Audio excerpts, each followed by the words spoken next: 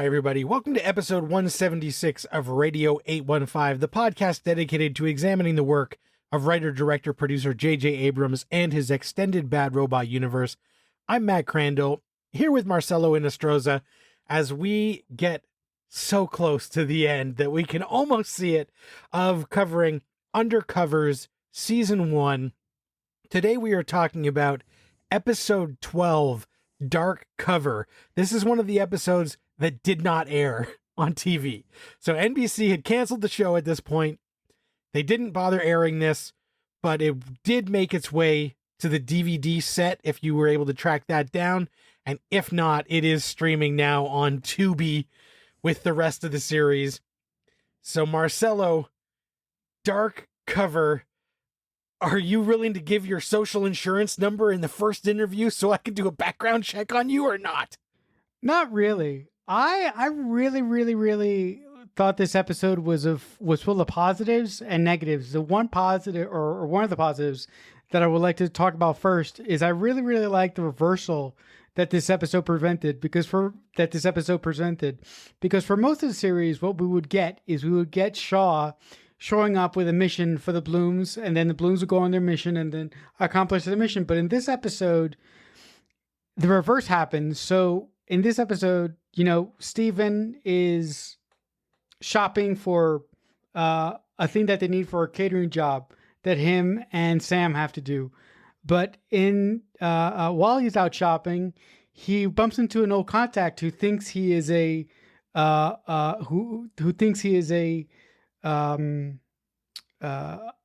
crook, right?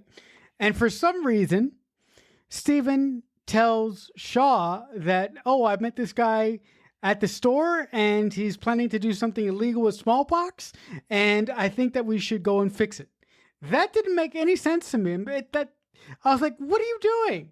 Unless I missed something. He didn't miss anything, because it was kind of an awkward scene where Steven bumps into this guy and this guy's like, hey man, I haven't seen you since that job we pulled where everybody got fucked because somebody ratted us out to the cops. And Steven's like, yeah man, I did 3 years. Like, I got screwed too, because this guy was kind of suspicious that maybe Steven, gave them up, which we know he probably did because he's working for the agency. And then he finds out that they've got an upcoming job they're going to steal smallpox for someone to sell it on the black market. And then Shaw is like, oh, well, you got to go back undercover and do this mission. And it's like, okay, well, he's got to go undercover because we only got 2 episodes left of Undercovers. And so we've got to do something with that. But it was a really weird setup where it almost felt like we had missed a scene or two. And we were kind of like catching up. But I did appreciate that, like, they weren't spelling out every beat of it to us, because it did feel like we were catching up a little bit. And sometimes that's actually effective to get us more engaged in a storyline that, is the same thing we've been doing week after week that I find a little bit boring. The other thing that I found really taxing and really annoying, when Steven was on the mission with his other cohorts that believed that Steven is, an underworld criminal, Steven was being watched over by Sam and Hoyt in a nearby car.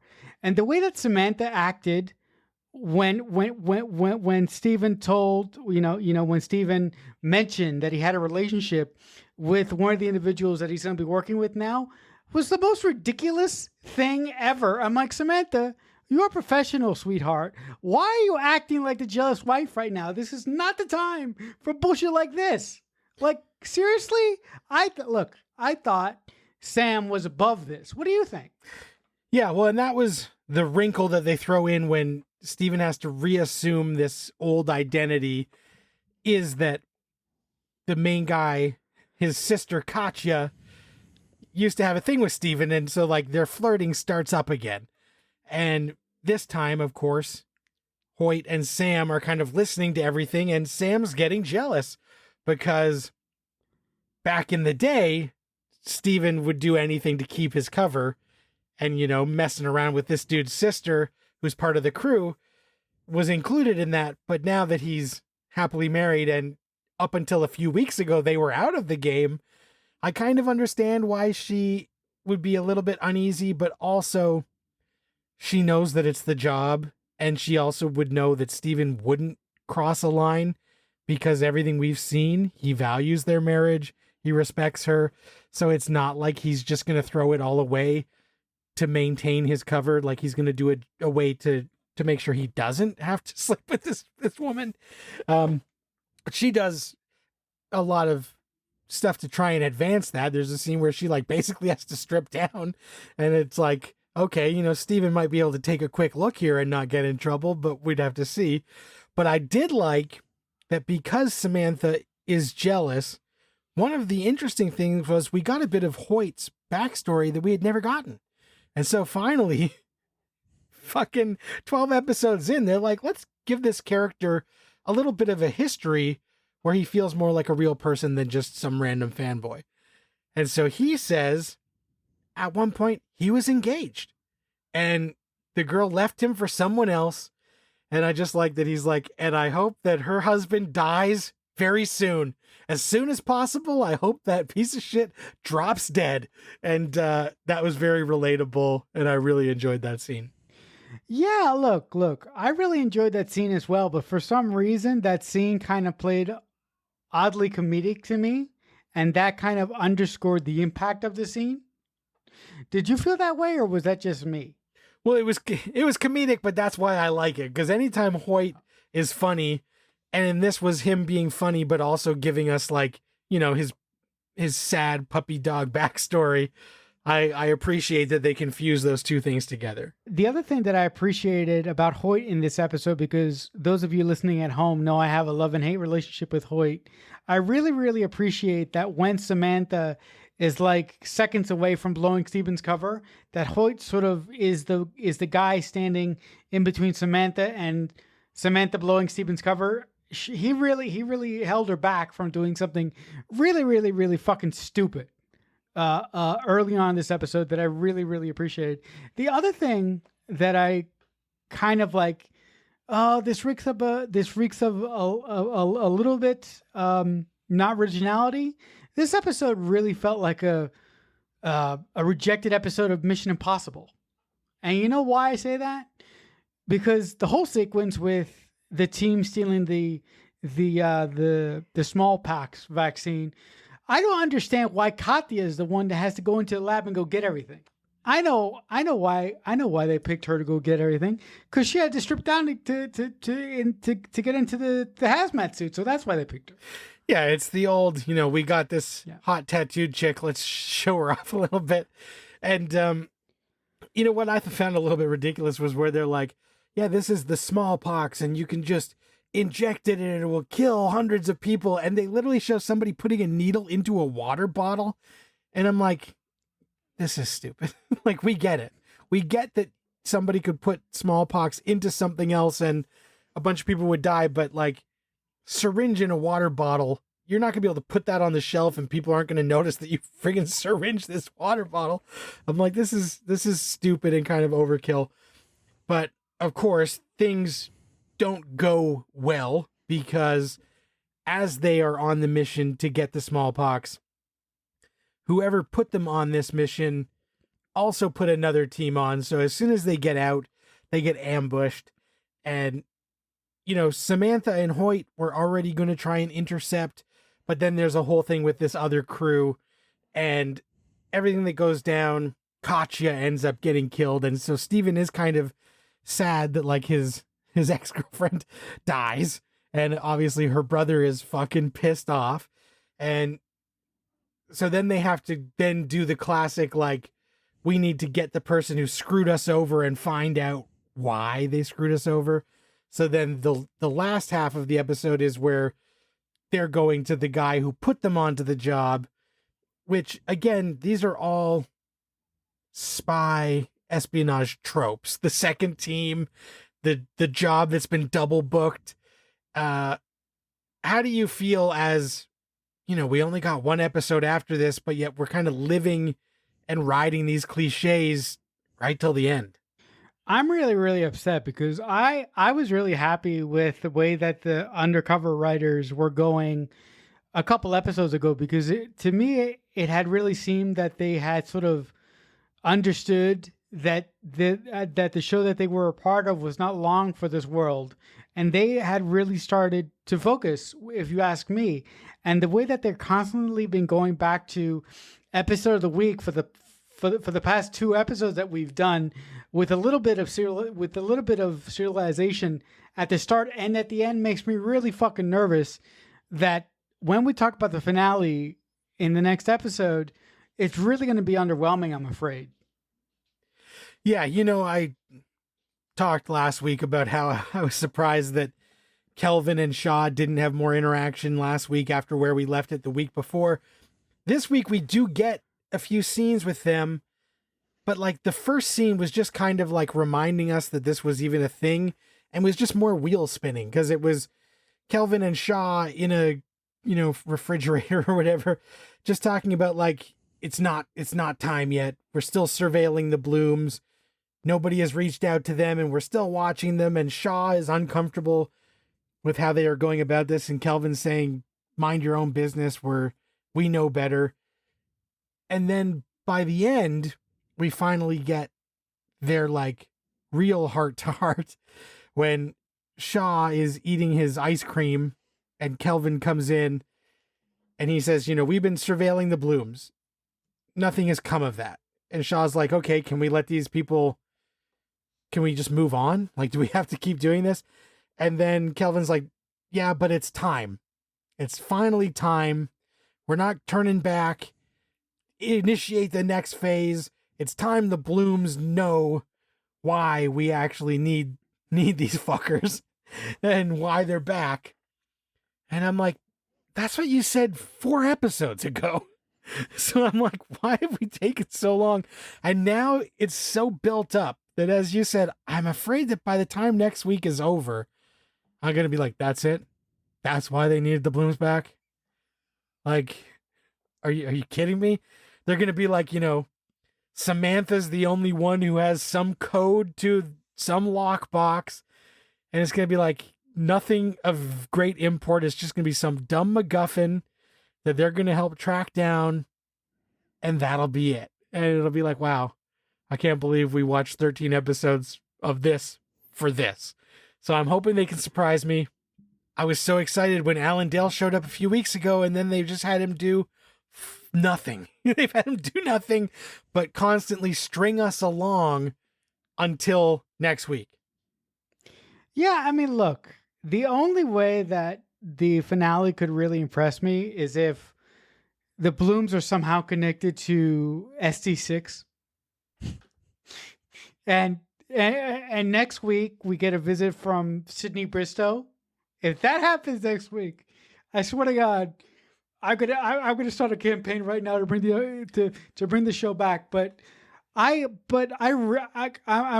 on the same wavelength as you, Matt. I really think it's going to be a sort of Samantha knows the key to something critical within the CIA, and for whatever reason, the CIA couldn't tell the Blooms exactly why they wanted them back for 13 fucking weeks, and they chose now to do it. Also, whatever the MacGuffin is, I guarantee you that the Blooms are not going to play ball. They're going to fucking walk, because everything that we know about them as people and as agents, they don't like being lied to. They hate that. So there's no possible way that this could end good for either the Blooms or the agency. Whatever's going to happen next week for everybody involved, it's going to be fucking bad. It's not going to be good at all for anyone.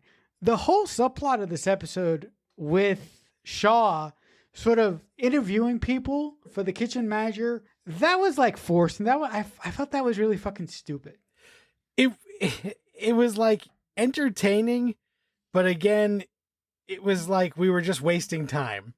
And so, yeah, it was basically Lizzie turned down the head of kitchen job, the manager position. And so Shaw fires Lance. He's like, he's gone. Fuck him. Got rid of him for you. And I already did interviews for his replacement. And in the interviews, he's like super intense. And he's like, obviously fucking like CIA man. And I'm like, you got to do a better job at maintaining your cover, because Shaw's cover is terrible. And like everybody in the interviews are like, this is kind of intense. Why are you asking all these questions? He's like, just do it. What branch were you in? And like, he's just being military guy.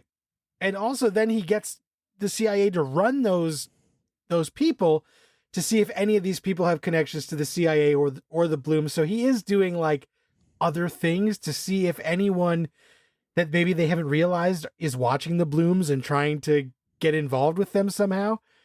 But yeah, it was really weird because like they wanted it to be funny, but it just seemed more goofy than funny because like he was acting so ridiculous. And like if anybody was like Drill Sergeant Major Dad, in the interviews, it would raise some red flags that I don't think a CIA agent would want to raise, which just struck me as completely out of character. Also, what the hell could be so critical about the Blooms that the CIA needed to call them back under false pretenses? What the hell could it be? The other thing that I could imagine it being is that Samantha has a relative that is pretty high up within the CIA, and that relative wanted her back in the company. But if that was the case, Steven would know about it. Why would Samantha lie about something like that? Right. And I do think the writers, again, we might be singing a different tune a week from now. They kind of wrote themselves into a corner where it's this thing where the Blooms are brought back, but there's an ulterior motive.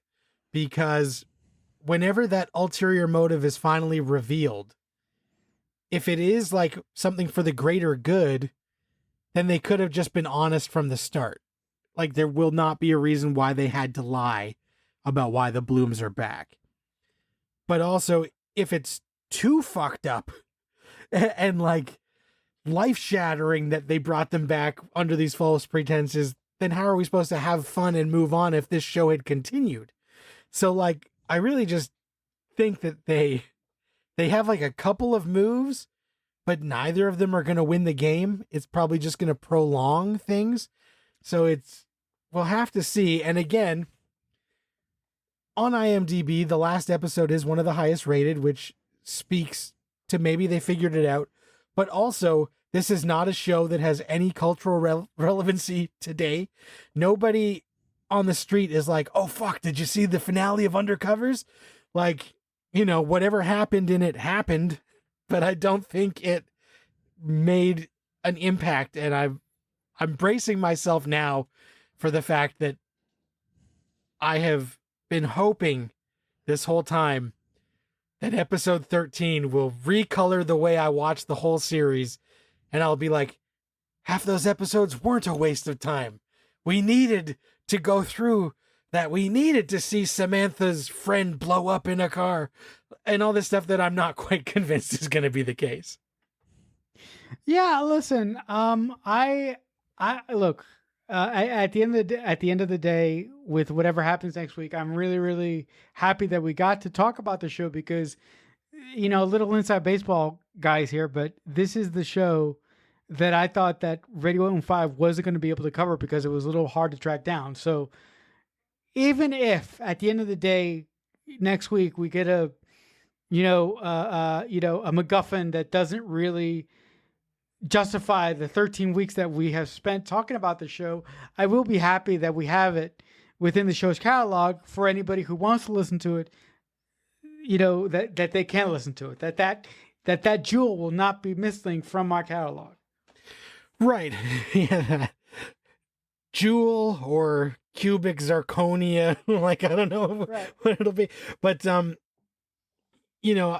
as of right now, and, anybody who's listened lately, they're like, Jesus Christ, this dude hates everything, because 11/22/63, I was pretty down on. Certain parts of What About Brian, oh boy, was I down on. And I think that right now, one episode to go, I would say, you know what? If I were to ever rewatch Undercovers, which, spoiler alert, I'm not going to, but if I ever were to, I think that there are 4 episodes that I would like have fun revisiting. And it's like 2 near the start and then like 3 weeks ago, and then maybe this one if the next one proves that this one ends up being important. 5 out of 13 isn't good, but it ain't bad. Yeah, 5 out of 13 is not bad. Listen, I don't think that I'm going to be revisiting the Undercovers after we wrap up next week, but I will say that I really, really enjoyed the pilot, and there are a couple episodes in the second half that I really, really enjoyed a lot more than you did. Like I really, really liked the episode Not Without My Daughter that you had a completely different take on. There are some episodes of the series that I really, really enjoyed, but there are some episodes of the series where I go, what the hell were you guys thinking? So right now it's 50. So right now I'm 50-50 on whether or not I'm ever going to see the series again. And if I do, I'm kind of 50-50 on the episodes that I would choose if I choose to watch the series episodes again randomly in a couple years from now. So that's almost Undercovers. We're in the home stretch. Next week, we are talking about the 13th and final episode of the only season of this show, as, you know, NBC unceremoniously just axed this thing after 13, buried the last two. So, as we've discussed, we haven't seen the last episode. I watched most of this when it aired and had fond memories that I'm now questioning everything from 2010 that I look back on fondly. And I am hoping that we will have more to say at the end of 13 as it maybe brings the whole thing together, or maybe just sets us up for a back nine that never happened. So we will have to see. So if you are watching along with us, check out that last episode before our next episode. If you guys are listening, thanks. We're glad that you made it this far. We appreciate it. If you want to like, follow, subscribe, share, tell your friends, we would appreciate it. Any comments, questions, send them our way. We'll read them on the show. We are on all sorts of places. You can listen anywhere you get podcasts. You can go to our YouTube channel where we've got the episodes on there. You can go to Facebook. You can go to Discord. If you want, you can find Radio 815 in all of these different corners of the internet, and you can tell us what we should cover next, and we will maybe ignore the request, or we'll look at it and say, yeah, maybe that's right. If you are Marcelo's grandfather and you keep saying person of interest, I will keep saying, give us some time, maybe. We'll figure it out. But if you want to get in touch with me, I am mostly only on Letterboxd, letterboxd.com/MDC3000, logging movies, seeing stuff, getting ready for the big awards season coming up. And otherwise, you can maybe track me down sometimes on Instagram. My user handle on there is MDC3000. Marcelo, you're still kicking around X and some other places. How can the people reach out to you? Yeah, if you want to reach out to me and talk to me about anything within the Bad Robot staple or anything having to do with anything at all, the best place to reach me is on X, or if you still call it Twitter, I'm at CreekFanatic88. So that'll do it for this week. Thanks so much for listening. Until next time, Radio 815 over and out. Radio 815 is a Balloonhead Productions presentation in association with Killer Newt Productions.